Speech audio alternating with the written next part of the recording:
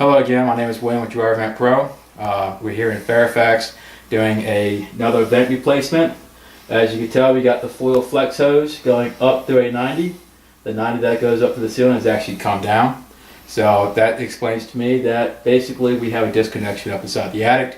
So we'll go up to the attic right now and we'll see how the vent system works up there. Alright, we're now in the attic. It's kind of dark in here, so we got our flashlights. But just so you can see, this is where the dryer vent comes up through the ceiling. The 90 is actually falling down. This is where it was connected.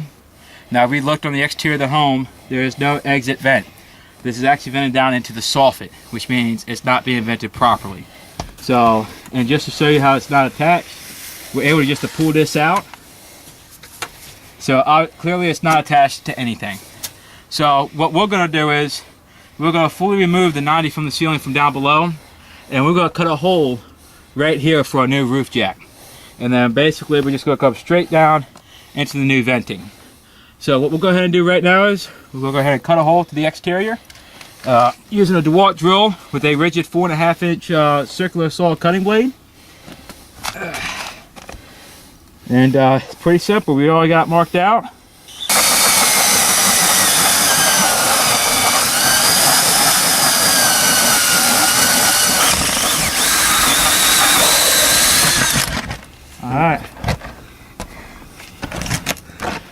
Alright, so we got the 1/2 inch plywood hole cut. We got Joe on the outside, he's removing the shingles. So once he removes the shingles, he's going to have to remove this weather stripping.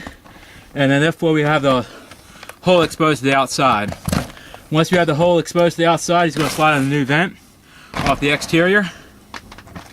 And then from there, once he has that sealed up, we'll be able to start running venting. Alright, now we got the hole cut to the exterior. We got the new roof jack vent, energy efficient vent on top of the roof.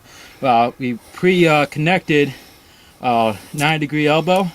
Well, it's a metered elbow. You're able to shift it around to give some play. So once we make our connection, we'll go ahead and tape up that elbow so it doesn't move around. We've already fed a 4-inch by 5-foot long 26 gauge galvanized pipe up to the hole previously where the old 90 was hanging from. So basically we're just going to maneuver this to where we can make a connection.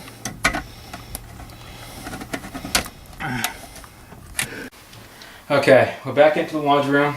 We did have to take off this door here because we have to make space to get behind the dryer to hook up our transition hose. As you see right here, it's compressed at 24 inches. It expands up to 8 feet.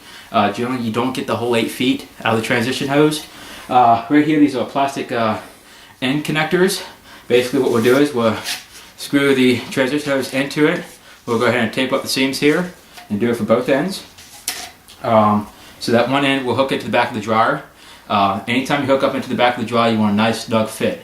In any event that the exhaust port on the back of the dryer is too loose, we have a fire-rated gasket.